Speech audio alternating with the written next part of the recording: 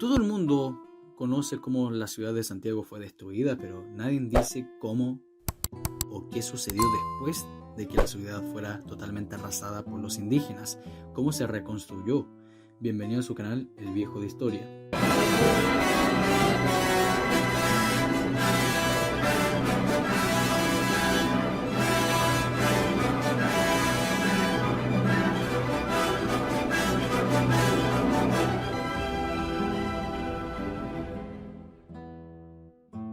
El periodo de paz permitió reconstruir la ciudad ahora de adobes para evitar nuevos incendios o otro tipo de percances. La necesidad de ayuda exterior era cada vez más imperiosa, lo que movió a Valdivia a enviar a Perú a Alonso de Monroy con oro, disimulado en los arreos y con poderes y facultades y cartas blancas. Después de una aventura con raptos, cautiverios y etc., Monroy llegó al Perú portando como único resto de su tesoro el poder de Valdivia para contraer deudas. Los 2 años transcurridos desde la fundación de Santiago hasta la llegada de los refuerzos de Diego García Villalón traía el navío Santiaguillo, y los reunidos después por Monroy acumularon sobre las desdichas y las privaciones de los españoles grandes esperanzas. Es decir, es difícil encontrar el paralelo en la historia de esta entereza, virilidad y estoicismo.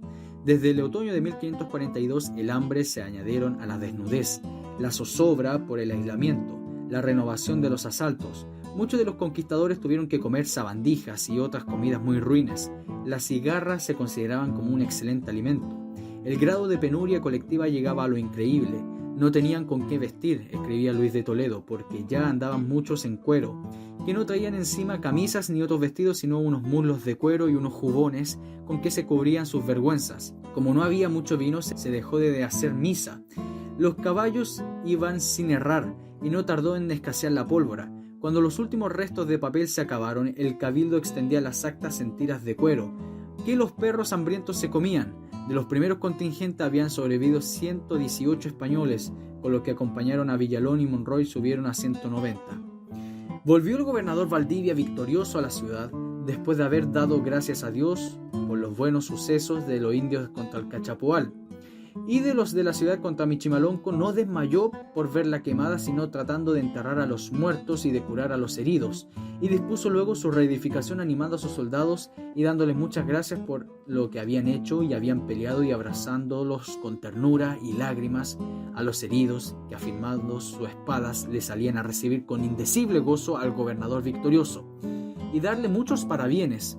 Reformó la ciudad en lo mejor que pudo, mandó a sembrar un poco de trigo que solamente se había escapado del fuego, por lo que no se perdiese la semilla y para que se pudiese conservar. También se escapó del fuego una gallina, un barraco, 2 hembras, y de que procedió la multitud de gallinas y animales de las cerdas que hay hoy en día en el reino. También los caballos ensillados y enfrenados sembraban algún maíz y legumbres, servían totalmente para el trabajo.